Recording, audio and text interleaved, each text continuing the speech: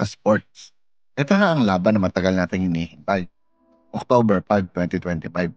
Magnolia Hotshot versus Barangay Ginebra San Miguel. Pero hindi lang basta Manila Classico ito.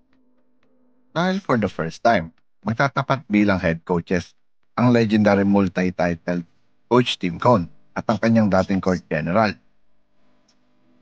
ang Ginebra icon na si L.A. Tenorio. Mentor kontra student, experience kontra bagong henerasyon ng leadership. Sino kaya ang mananaig? Alam naman natin na kapag Magnolia at Ginebra, laging sold out ang arena at abot hanggang bubong ang sigawan ng fans. Pero mas tumitindi ngayon kasi may dagdag na storyline. Si Coach Tim Cone, ang winningest coach sa PBA, kontra sa kanyang prodigy na si L.A. Tenorio, na ngayon ay pinapatakbo ang barangay bilang bagong play caller. Kung dati ay si Tenorio ang utak sa loob ng court, ngayon siya ang utak sa bench. At ito ang unang pagkakataon na magtatapat sila mano-mano sa coaching board. Para sa Magnolia Hotshot, aasahan pa rin nila sina Mark Taroca, Paul Lee at Ian Sanggalak, kasama ang mga bagong recruit na gustong patunayan na kaya nilang bumangga sa big guns ng Ginebra. Si Coach Tim Cone, known sa kanyang triangle offense at championship composure, siguradong maghahatid ng masterclass sa X and the O's. Samantalang sa Ginebra, naroon pa rin sina Japet Aguilar, Scotty Thompson at RJ Abarrientos, at ang bagong backcourt duo kasama sina Sunny Steele. Idagdag mo pa ang malalim na rotation na tiyak gagamitin ni Coach Tim para ipakita na kaya niyang dalhin ang Ginebra legacy forward.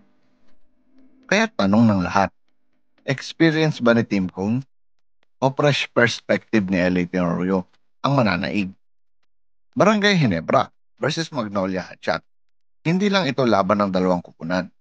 Laban ito ng dalawang malalaking fanbases. Ang barangay kilala bilang Neverside Die Army kontra sa solid na Magnolia Diehards. Sigawan sa loob ng arena, siguradong parang finals na. At syempre, lahat ay curious. Paano kaya maghahanda si Tenorio laban sa dating mentor? May mga play kaya siyang natutunan kay Tim Cone na gagamitin laban mismo sa kanya? O baka naman may mga sorpresa siyang bubunutin para i-outsmart ang coach na nagbigay sa kanya ng maraming championship moments. Game changers? Para sa Ginebra, Scotty Thompson ang magiging puso't kaluluwa. Alam natin kapag Magnolia ang kalaban, lalabas ang hustle at clutch plays ni Scotty. Sa Magnolia naman, hindi pwedeng baliwalain ang veteran presence ni Paulie at ang energy ni Mark Baroka. Kung makontrol nila ang board sa tempo, pwede maging malaking problema ang Magnolia. Kaya mga kabasketball, markahan nyo na ang kalendaryo. October 5, 2025. Magnolia Hotshot kontra Barangay Ginebra. Coach Tim Cone versus Coach L.A. Tenorio. Mentor versus student. Manila Classico na may dagdag na kwento ng legacy at succession.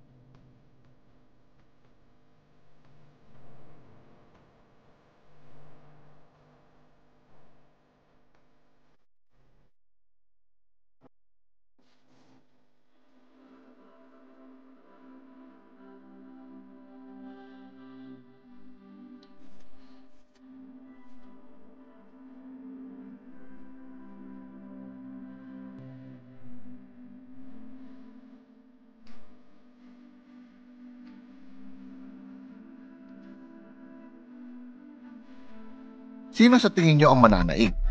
Experience o bagong dugo? I-comment nyo yan sa baba. At huwag kalimutang i-like ang video na to. Mag-subscribe at i-hit ang notification bell para updated kayo sa lahat ng PBA at sports action. Barangay o Magnolia, kanino kayo? Once again, this is your Spotlight in Sports. Maraming salamat mga ka-sports.